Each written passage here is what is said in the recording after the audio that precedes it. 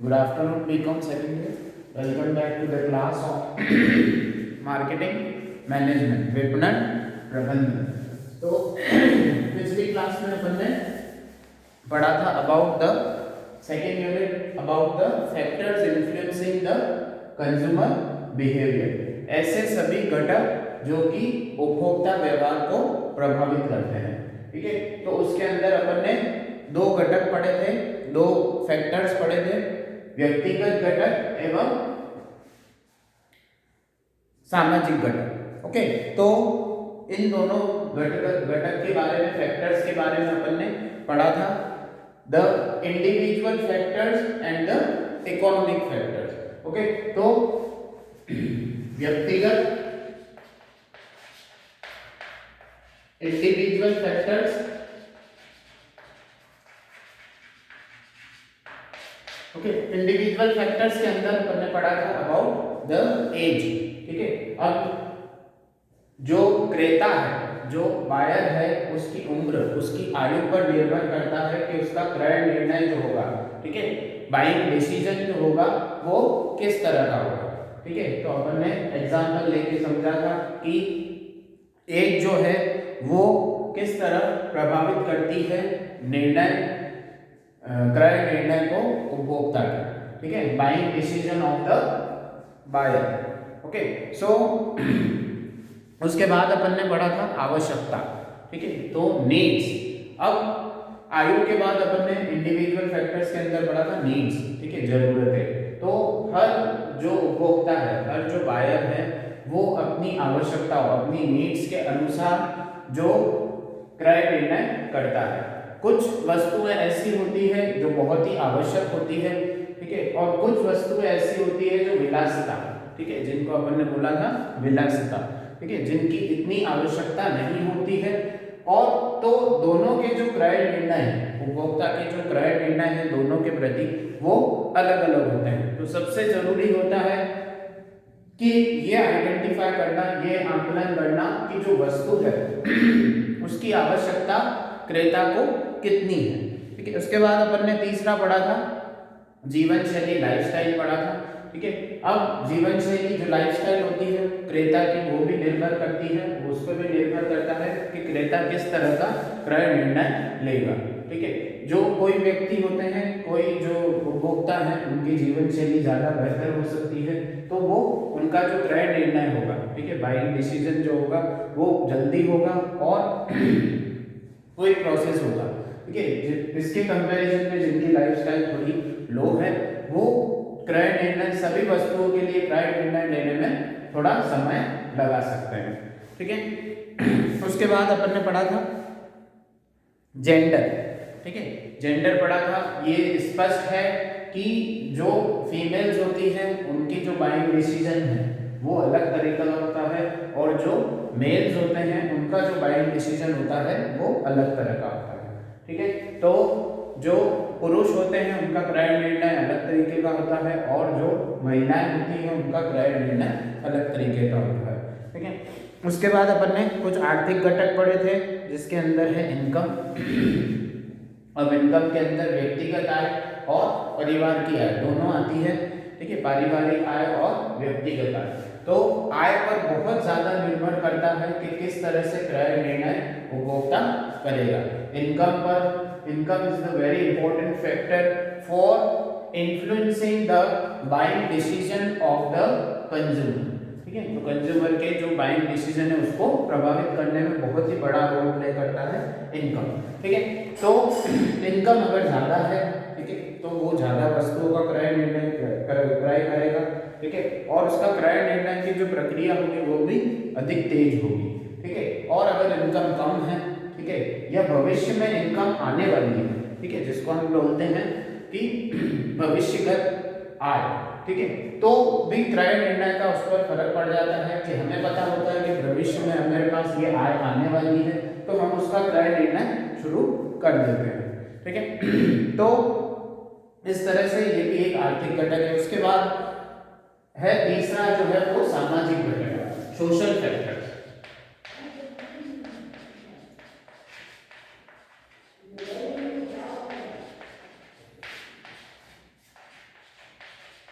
Social factors. Social, हम सभी जो है उपभोक्ता जो है, कंज्यूमर जो है, वो किसका हिस्सा है? एक सोसाइटी का हिस्सा है, ठीक है, एक समाज का हिस्सा है। तो एक किसी भी व्यक्तिगत उपभोक्ता को समाज से भिन्न नहीं किया जा सकता। तो सामाजिक तत्वों का उस कंज्यूमर पर, उस उपभोक्ता पर हमेशा असर पड़ता है, ठीक है। तो कुछ सामाजिक घटक हैं, जैसे पहला है परिवार, ठीक है। प्रत्येक उपभोक्ता जो है उसका एक परिवार होता है, ठीक है। अब परिवार में अलग अलग तरह के लोग होते हैं, माता पिता होते हैं, ठीक है, भाई बहन होते हैं, बच्चे होते हैं, ठीक है, पत्नी पति, ये सभी परिवार के सदस्य होते हैं, ठीक है। तो इन सभी का जो निर्णय होता है, ठीक है, वो उस व्यक्ति के निर्णय को, क्रय निर्णय को प्रभावित कर सकता है, ठीक है। जैसे आप परिवार का हिस्सा है, ठीक है, समाज, परिवार किसका हिस्सा है? समाज का हिस्सा है, ठीक है। तो आपका जो क्रय निर्णय होगा वो शायद हो सकता है आपके माता पिता के निर्णय से प्रभावित हो, ठीक है, आपकी पत्नी के निर्णय से प्रभावित हो, आपके बच्चों के निर्णय से प्रभावित हो, आपके भाई बहन के निर्णय से प्रभावित हो। तो इस तरह से क्या है कि परिवार किसका हिस्सा है? समाज का हिस्सा है, ठीक है। तो सामाजिक घटक के अंदर पहला है परिवार, ठीक है, आपकी फैमिली। तो फैमिली के जो मेंबर्स हैं, आपकी फैमिली के जो मेंबर्स हैं, वो आपके बाइंग डिसीजन को इन्फ्लुएंस कर सकते हैं, ठीक है। दूसरा होता है संपर्क समूह, ठीक है, मतलब रिलेशन ग्रुप, ठीक है।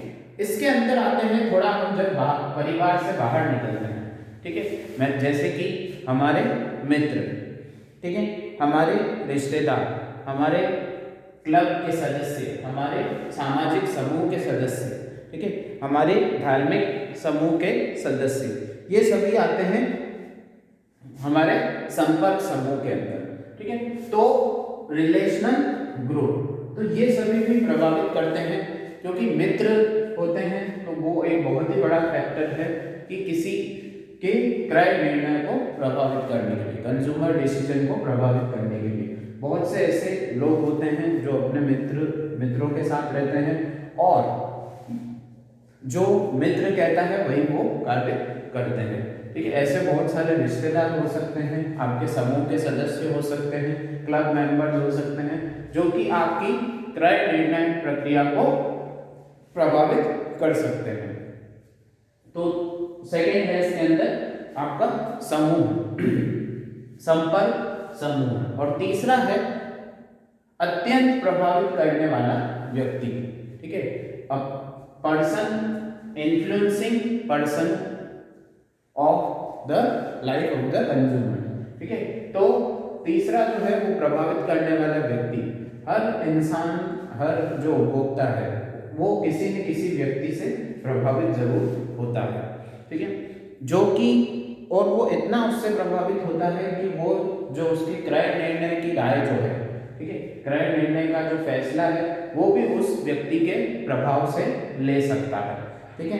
तो जैसे हम जो जीवन जी रहे हैं, ठीक है, वो देखा देखी का जीवन है, होड़ा होड़ी का जीवन है, जिसके अंतर्गत हम कंपेयर करते हैं, ठीक है, हमारे मित्रों से हम कंपेयर करते हैं, हमारे रिश्तेदारों से हम कंपेयर करते हैं कि वो किस तरह की चीज़ों का उपभोग कर रहे हैं, और उनसे प्रभावित होकर हम भी उन चीज़ों का उपभोग करते हैं, ठीक है। कुछ उपभोक्ता ऐसे होते हैं जो बहुत ज़्यादा प्रभावित होकर उन चीज़ों का उपभोग करते हैं। तो ये भी जो क्रय निर्णय प्रक्रिया में एक बहुत बड़ा हिस्सा रखती है। तो सामाजिक घटक के अंदर परिवार, सामाजिक समूह, संपर्क समूह और सामाजिक तौर पे प्रभावित करने वाला व्यक्ति, ये तीनों महत्वपूर्ण घटक है जो कि प्रभावित करते हैं किसी भी उपभोक्ता के, किसी भी कंज्यूमर के बाइंग डिसीजन को। उसके बाद है नेक्स्ट है मनोवैज्ञानिक घटक,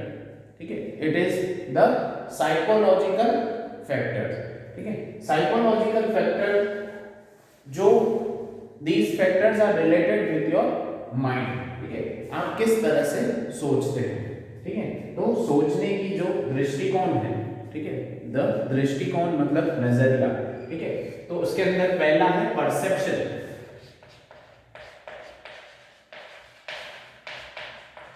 पहला है परसेप्शन, जिसे हिंदी में कहते हैं अवबोधन।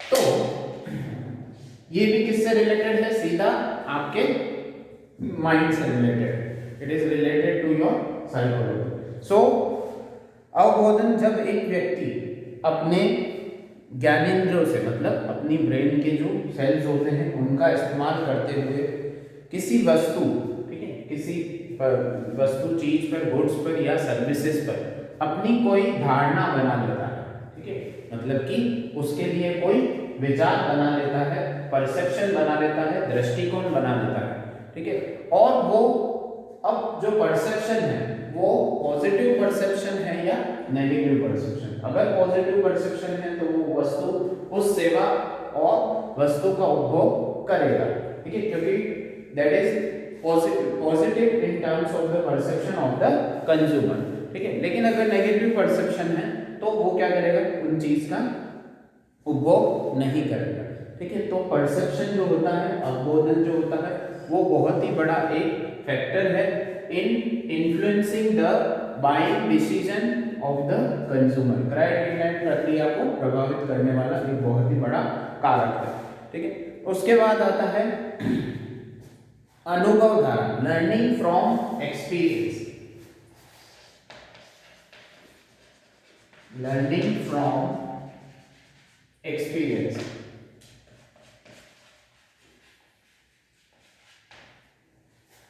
अनुभव से सीखना।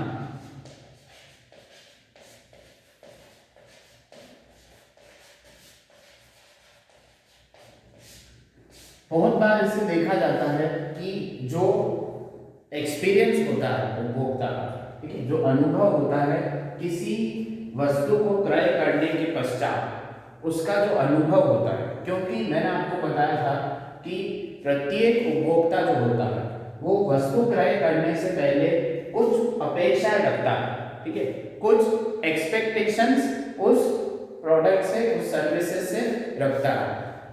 When these expectations and जो उसकी इच्छाएं हैं, ठीक है, एक्सपेक्टेशंस है, उसकी डिजायर्स हैं, वो अगर फुलफिल नहीं होती है तो वो कंज्यूमर डिससेटिस्फाइड हो जाता है, ठीक है, और he is having a negative experience related to that particular product or service, ठीक है। तो वो एक नकारात्मक अनुभव क्रिएट कर लेगा टुवर्ड्स दैट प्रोडक्ट और सर्विस, और वो उसके क्रय निर्णय प्रक्रिया पर फिर आगे प्रभावित करेगा, ठीक है, कि अगर उसका अनुभव नेगेटिव रहा तो वो आगे उन गुड्स एंड सर्विसेज को परचेज नहीं करेगा, ठीक है, उसका क्रय निर्णय जो है वो कैंसिल हो जाएगा उन गुड्स एंड सर्विसेज के प्रति, बाइंग डिसीजन जो को वो इफेक्ट कर जाएगा। उसके बाद है आपका, अगर पॉजिटिव है then he will continue to buy और purchase the particular brand of product which is giving him the satisfaction, ठीक है। तो दूसरा जो important factor है in the psychological factor, that is the learning from experience, अनुभव से सीखना। तो बहुत सी कंपनीज ऐसी होती है जो बहुत सी कंपनीज जो है सभी क्या कर रही हैं कि they are having the objective of satisfaction of the consumers, ठीक है। तो उपभोक्ता को जिस तरह सेटिस्फाई किया जाएगा वो एक सकारात्मक अनुभव प्रदान करेगा, और उस सकारात्मक अनुभव से जो कंपनी के जो गुड्स एंड सर्विसेज हैं उनमें उनके जो क्रय निर्णय हैं उसमें सुधार आ सकता है, ठीक है। तो और तीसरा है छवि, इमेज। ये कुछ लर्निंग फ्रॉम एक्सपीरियंस और परसेप्शन से ही रिलेटेड है। अब छवि जो होती है, इमेज, ठीक है, वो किसी गुड्स और सर्विसेज की अगर पर्टिकुलर कंज्यूमर के दिमाग में उसकी एक पॉजिटिव इमेज बन गई, ठीक है।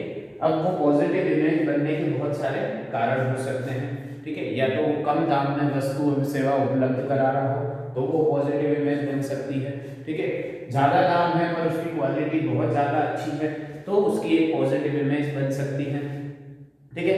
मार्केट में सबसे ज्यादा बिकने वाला उत्पाद एवं सेवा है, वस्तु एवं सेवा है, तो उसकी एक पॉजिटिव इमेज बन सकती है। इस तरह से जो उपभोक्ता है उसके दिमाग में अगर उस पर्टिकुलर प्रोडक्ट और सर्विसेज की पॉजिटिव इमेज बन गई है तो उन प्रोडक्ट एंड सर्विसेज को कंटिन्यूअसली कंज्यूम करता रहेगा। लेकिन अगर उसकी एक नकारात्मक छवि बन गई है, नेगेटिव इमेज बन गई है, then the consumer will move away from such kinds of product and services. Okay, तो ये था अपना सामाजिक घटक और सामाजिक घटक हम पढ़ चुके हैं एंड मनोवैज्ञानिक घटक, जो कि तो हमने 4 घटक पढ़ लिए हैं, व्यक्तिगत घटक, आर्थिक घटक, सामाजिक घटक एवं मनोवैज्ञानिक घटक। ठीक है। So individual factors, economical factors, social factors and the psychological factor all are having a influence on the particular consumer buying decision। ठीक है। तो किसी भी पर्टिकुलर उपभोक्ता के क्रय निर्णय प्रक्रिया में इन सभी घटकों का प्रभाव, सभी घटक ये उन्हें प्रभावित करते हैं। ओके।